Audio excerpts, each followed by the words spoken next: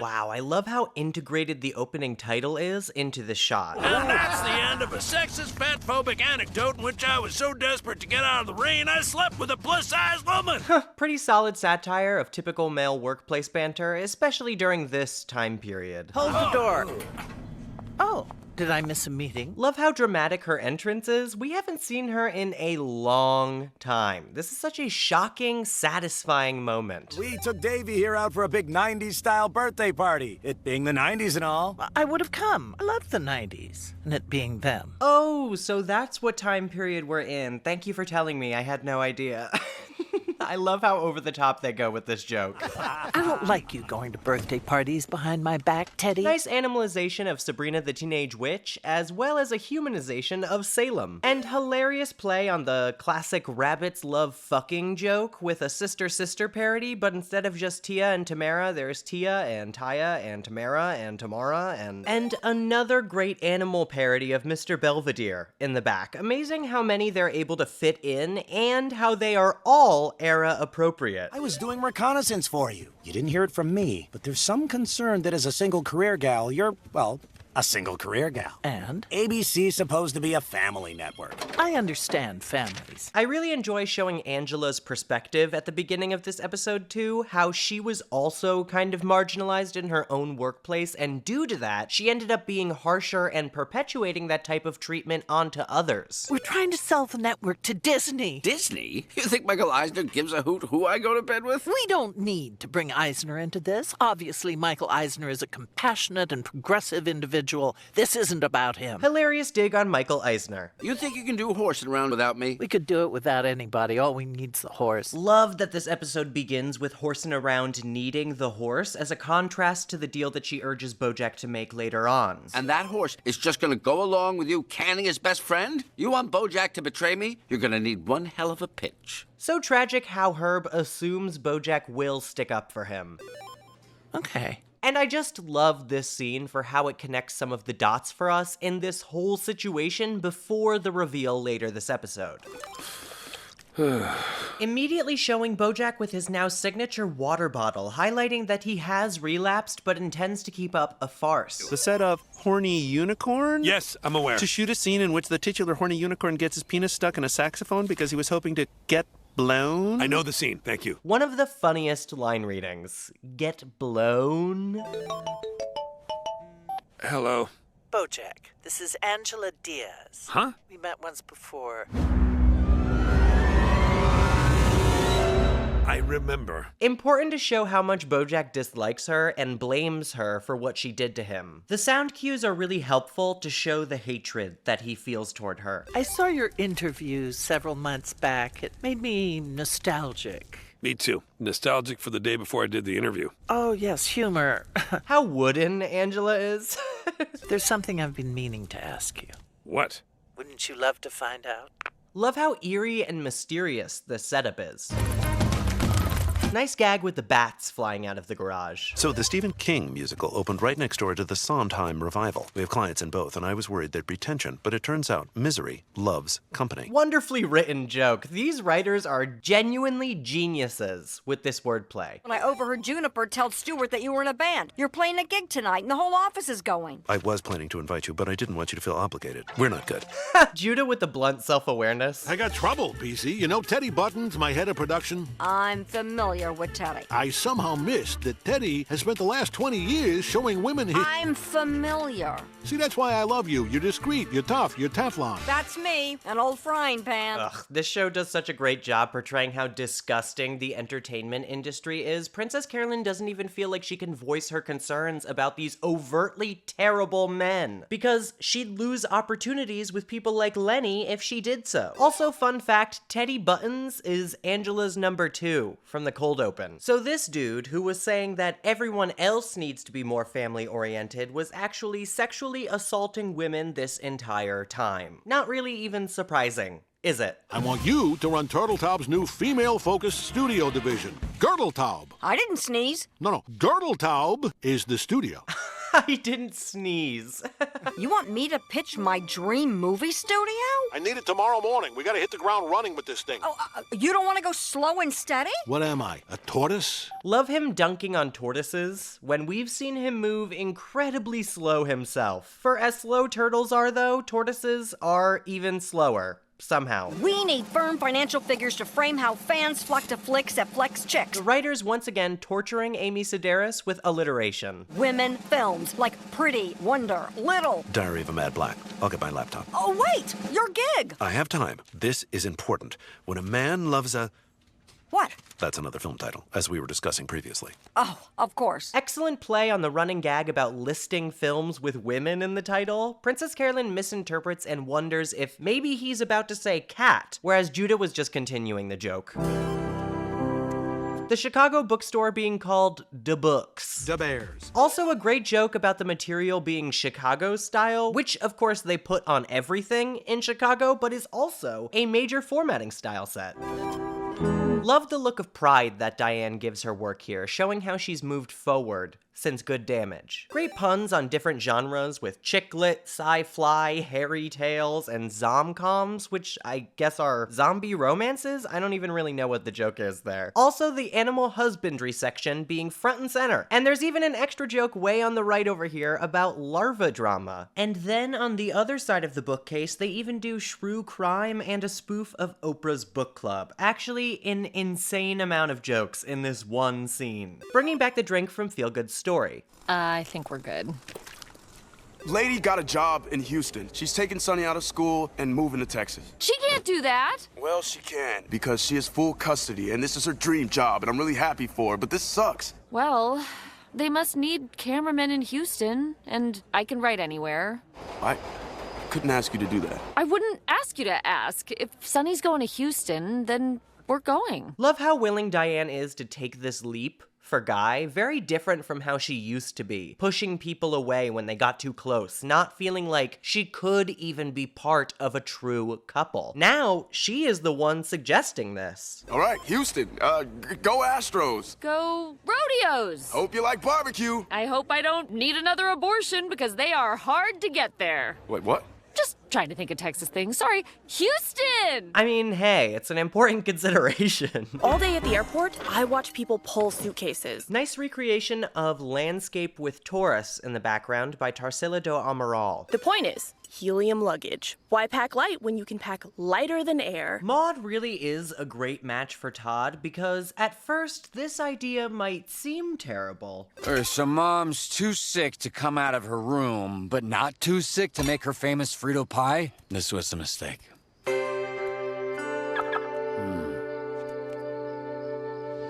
Okay, she didn't come to dinner because she's ashamed. She can't say hello? The woman has my kidney. And that's why she's ashamed. A mother shouldn't owe her child her life.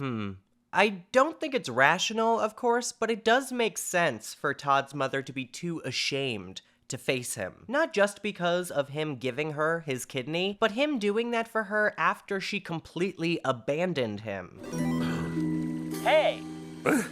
Aren't you the horse from horsing around?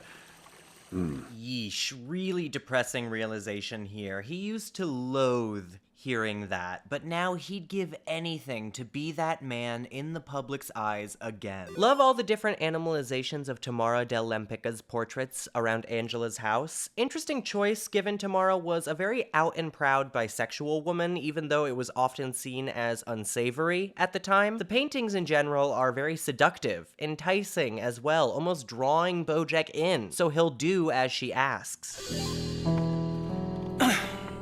Love the lighting and music for this scene as well, paints a very disturbing, unsettling tone. My 40-year-old companion treats me like a fragile antique. I've got a Lamborghini Miura and she won't even let me drive it. Revealing that Angela herself is gay is a genius touch. People really were, and even sometimes are, that willing to betray their entire identity just to stay afloat in the industry. I'm sorry that at the 94 upfronts we made you do that stupid Bojack Bojack dance. Oh. Bringing back the extremely cringe Bojack dance from Escape from LA. Melanie, good luck with your braces. I think they look cool.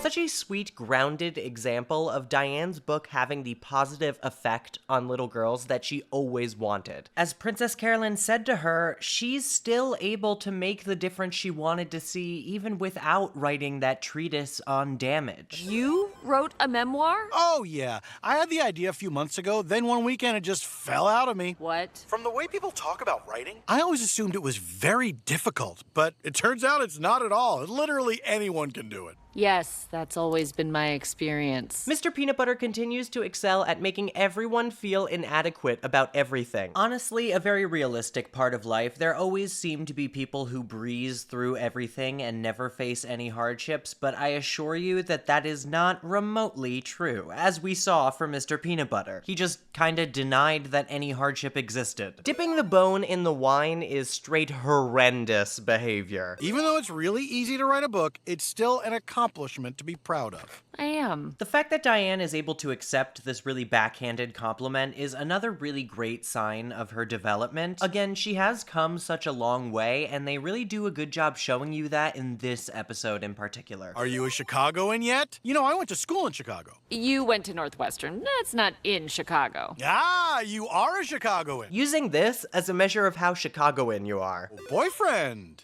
Yeah. That's fantastic. I want to hear all about him. I assume he's a good guy. He's actually the best guy. Oh, what a sweet double meaning. This is one of my favorite lines. What's his job? I think he runs a daycare, but he talks about the babies as if they're his coworkers, so it's impossible to know for sure. I love this as a concept. I should have been there. We'll try again. Smart to show how much she's beating herself up for this. Humanizes her a ton, even though we don't get that much time with her. Listen up, Helen. I've kidnapped your son and I demand a ransom or I will... Next card. Murder him! Oh no! Todd's gonna get murdered by a fearsome stranger whose sage, buttery voice simultaneously comforts me and fills me with dread. Sounds like a lot of range for a kidnapper. Bringing back the ultimate schemer, esteemed character actress, and fugitive from the law, Margot Martindale. And they always find a way to compliment her skill, too. Thank you, Margot. It's the least I can do. Getting you to buy that addictive video game was the act that set me down this ruinous path so many years ago. If I can make things right by you, maybe there's hope yet for this wretched soul. So funny how they actually decided to give her a concrete character arc with a full circle conclusion for like no reason at all. I love this choice so much. More fantastic references with Perfect Strangers, Finn City, Twin Beaks, Wool House, Doogie Bowser MD, just filled to the brim with puns and spoofs. Also, I see that little Tuna Danza picture, nice callback. Whoa. Studio went all out. They even found your original screen test. Loved the little nostalgic jingle to highlight the bit of joy that Bojack feels when looking at this. Too bad no one will ever see it. After your interview, we couldn't give these things away. Oh, right, sure. But what a great dark moment to strike him back down to reality. It was a great show. It would be a shame for it to be forgotten now. Maybe it's for the best. I just feel so bad for Sarah Lynn. She was so good. It's tragic she won't be remembered for it. Well, nothing we can do about it now, right? God, she is so malicious. Just a greedy woman who only cares about monetizing whatever she can. She doesn't give a single fuck about Sarah Lynn, trust me. Until I get the specifics of your dream slate. I don't know what that is. I don't remember my dreams. Did I ever even have dreams? This is such a well-written line that illustrates the consequences of Princess Carolyn having to scrape and claw her way through an industry for her entire life. She never really had time to consider what she actually wanted. Obviously, she has pieces, like Ruthie, but it's not all there yet, and she doesn't necessarily know what the full picture looks like. If you leave now, you can still make your show. My job is to be here when you are. No, don't give your whole life to this job. Because if you do, someday someone will finally ask you what you want and you'll realize you don't even know anymore. Okay. I love how she gives him this piece of advice based on her own experience, too, so that Judah can go and find what he truly wants. Gronkle has been recutting old episodes of The Cosby Show. Fucking Gronkle. Such a great spoof of streaming service names. I don't believe this artwork is an homage to anything, but it is extremely dark and violent looking. Sets the tone of the scene well. To take out all the Cosby scenes, they call it The Show. Huh. They want to try something similar with horsing around. Pretty bold to just directly compare him to Bill Cosby. This show often speaks on things other shows are too uncomfortable to bring up. So it'll just be around? It'll just be around 8 minutes an episode, which is perfect for today's ADD-addled youth. Blech. Such accurate commentary on how attention spans are actually shortening. So horrible. We want to buy you out. A one-time payment, and then you're divorced from the show forever. Ooh. Do it for Sarah Lynn. Doesn't she deserve more than to be remembered as the girl you killed? Ugh, so gross how she repeatedly uses Sarah Lynn like this. I mean, that girl can't even get a break after she's passed away. Once again, the music for this scene is incredible, perfectly simple and somber, and punctuates the severity of this signature as soon as it's done. Also, gotta love how humorously worded this contract is. Let's drink. I'm fine with my water, thanks. You're not fooling anyone with that water bottle. Love Angela dropping the pretense here. Let me fix you a real drink. One. As always, they do a really great job writing in these little rationalizations that Bojack tells himself before he chooses to drink, even though we, the audience, know he will never stick to them. Wow, this is a huge crowd for us. Is everyone from your office here? Not everyone. Judah, obviously I was speaking figuratively. I love how they always break these cliched, dramatic moments. The very on-the-nose tabs on this computer screen.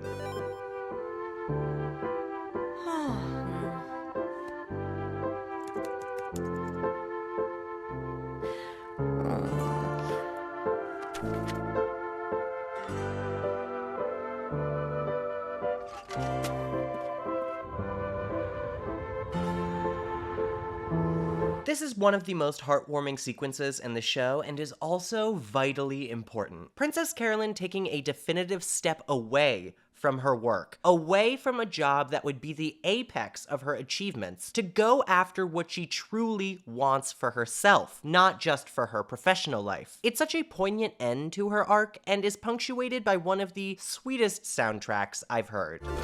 Hi, we are Spectrum of Enchantment. Love the extremely on-the-nose posters for local bands. Seriously, support your local music scene, you're missing out on some great artists. Here's a band from my area that I think is fantastic. Our lead singer had to go back to work. What? So sweet how they both had the exact same idea when they were apart, too. Shows how similar they are. We'll be playing all of the instrumental versions of our songs, so... Woo! Instrumentals! There's always that one guy, isn't there? Now, boys and girls, if you want to do the Bojack, take your hands, put them up in your lower back, take this circle and strut, wiggle your hips and drummers and pull up your pants. That's how you do the Bojack dance. Appreciate that they actually showed us the entire dance before the show ends. No one wants to do the Bojack now. Throwing the Bojack merch into the fire is a nice symbolic touch. When were you scared that I'd leave the show? Oh, Herb was gay and I had to convince you to let us fire him?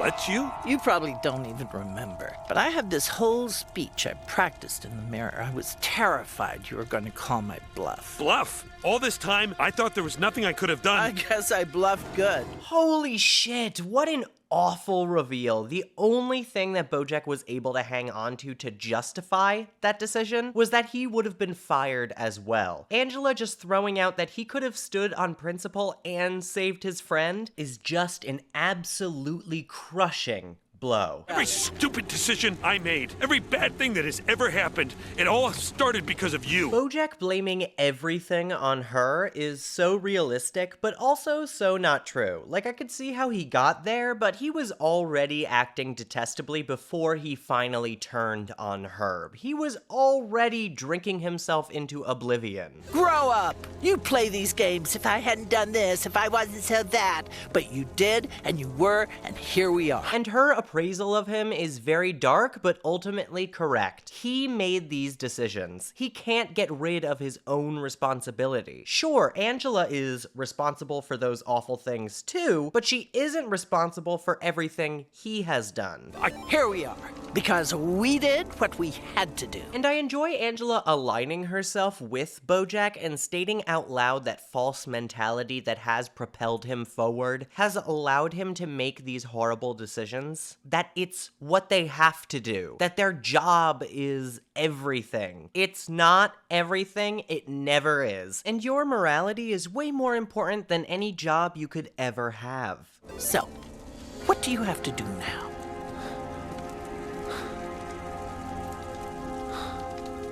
Oh, God. That's right. Now, another drink? What a thoroughly depressing and dark end to this scene. Angela being a master manipulator and Bojack looking like a true villain, even accepting it for a bit. Ooh. The van rental company being named Shady. Appropriate. I just want the frites. Frito pies, that is. No, stop! Mom! Helen! Mom! Are you alright? It's okay, it's not real, I'm fine. It's a classic Todd shenanigan. But how would you know what that is? Oh, what a depressing realization for Todd. Also a good way to explain why he didn't see this coming, even if it should have been a little bit obvious. I was too convincing. Oh, if only I wasn't so good at acting. They never miss an opportunity to praise her, do they? Honestly, it's deserved. It's funny, isn't it? The things that matter. The truth is, none of it matters, and the truth is it all matters tremendously.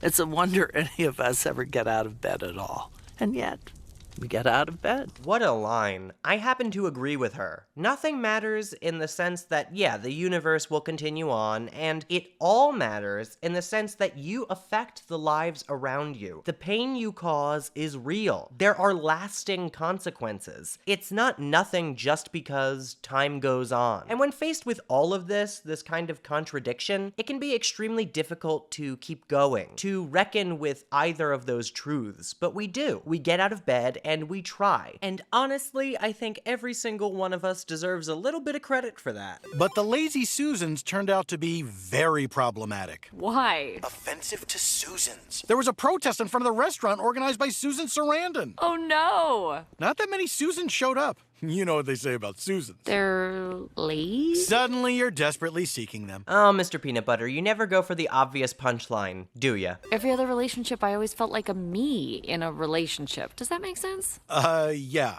that makes sense. Sorry, I didn't realize I was doing that. I've always tried to be an us with people even when I could see it wasn't a good idea. Now that I'm single, I feel like I'm finally learning how to be a me. That's great. I know there were times you would try to tell me something and instead of listening, I just tried to fix it or convince you there wasn't a problem. I shouldn't have done that. We're all doing our best. Both of them recognizing their faults and what went wrong with their relationship is such a beautiful conclusion to their development, especially since a lot of it is tied to one another. The descriptions for how they felt in their relationships is also very succinct and understandable. This scene is also gorgeously drawn. The style of this show may be very simplistic, but they juice the hell out of every opportunity for beauty. You can live your whole life like it's a puzzle, put together from the pieces of different sets. Like a crossover puzzle? Exactly. They just had to get one of those in there, didn't they? But at some point you start to think it's you. You're the piece that doesn't quite fit. And you spend so long with that feeling that the feeling becomes your home. Utilizing the feeling of not fitting in for every single member of the main cast. And it can be jarring when you discover one day that you suddenly don't feel that way anymore. At first, you don't trust it, but then gradually, you do. And showing how finding yourself can feel weird at first, but eventually you do settle into it. Your damage isn't your identity, and accepting that will set you free. I feel like if we met each other as the people we are now, things would be totally different with us. Yeah, but if we hadn't met each other until now, we wouldn't be the people we are now. Yeah. Ugh, and another entirely true message about relationships in general, sometimes they just don't work because you aren't fully formed as people. And even though this person may not be the one you end up with, they can help you get there. The possum playing dead. Fun fact, this number on the screen, when typed into Google, leads you to an obituary for one Helen Chavez, the widow of Cesar Chavez. I don't know why they did that, but it's there. Todd, I'm so sorry. Oh, no. No, you didn't mean to. I thought kicking you out was the right thing. You were 18. You had dropped out of high school. You were always high. You only wore flip-flops. You never showered. You don't have to list everything. I wanted you to grow up, not leave forever. Then more and more time passed, and I didn't know how to make it right. Truth is, I did grow up. Your plan worked. I haven't had a mom for so long, I don't really need one anymore. A very tragic but real result of kicking children out of the house. It somewhat works in the sense that they grow up, but it also destroys your parent-child relationship in the process. Well, I do have one idea. What? A big robot suit like in Aliens, but for babies so they can do grown-up things. That sounds dangerous. Yeah, I guess it is. But maybe the robots could be powered by energy generated from sucking on pacifiers? That is so smart! Babies love sucking. But I love them connecting in the end to show that their relationship is damaged, but can be repaired again. They can grow closer, and at the end of the day, he is her son. They are similar. And so you see, the circle had become complete. All the twists and turns, they'd all been part of a beautiful tapestry, a grander mission to bring this boy and his mother together again. That's quite a story. But you've killed a lot of people. I love how bluntly they put it. Like, yeah, nice conclusion, Margot, but what the fuck is this rap sheet? You're going to prison! Wait! You can't send her to jail before she gets to act in one of my movies. Indie filmmaker Nicole Holofcener? Yes, this is really Nicole Holofcener, and I love how she's credited as indie filmmaker Nicole Holofcener. Oh, can I, Mr. Judge, please? Damn, that does sound good. Okay, you're free to go. And I do like that Margot gets to go free in the end, though. Stupid. Why is everything so difficult? An appropriately horrific sequence to portray how grave this error in judgment is. Todd, how come we never go swimming? Also, the fact that Bojack specifically mentions he has the desire to go swimming. Ooh. The slate we're putting together, we could get some financiers and do it ourselves, right? If there's one thing I know about this business, it's never underestimate what Princess Carolyn can do by herself. Ugh, and I love that her resolution is to not work underneath another man and truly break out on her own. Well, not all by myself. Well, And also, of course, I adore that she gives credit to Judah, recognizing that she needs the help. Very unlike the Princess Carolyn of the past. I strive for precision. My aim is to be accurate and clear. I don't say things I don't know to be true. So believe me when I tell you I love you.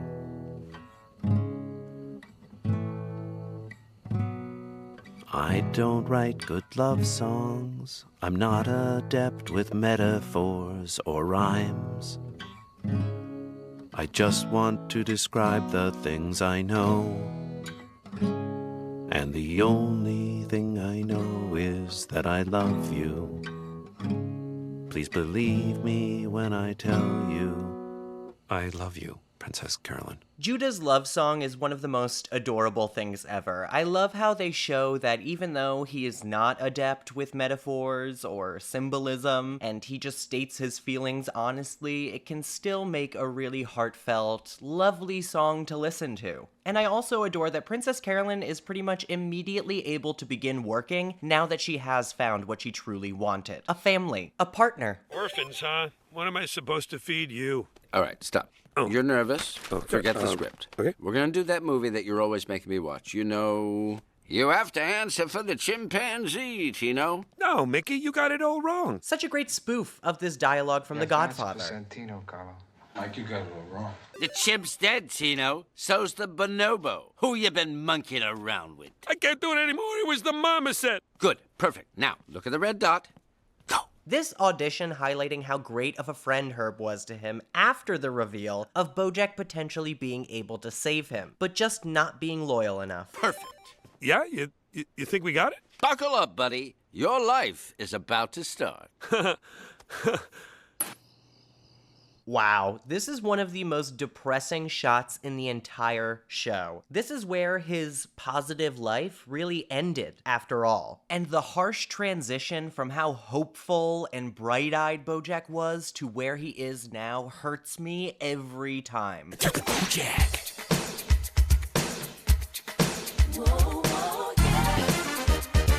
And the fact that they just made this a whole entire song, even though they don't use it, the dedication is astounding.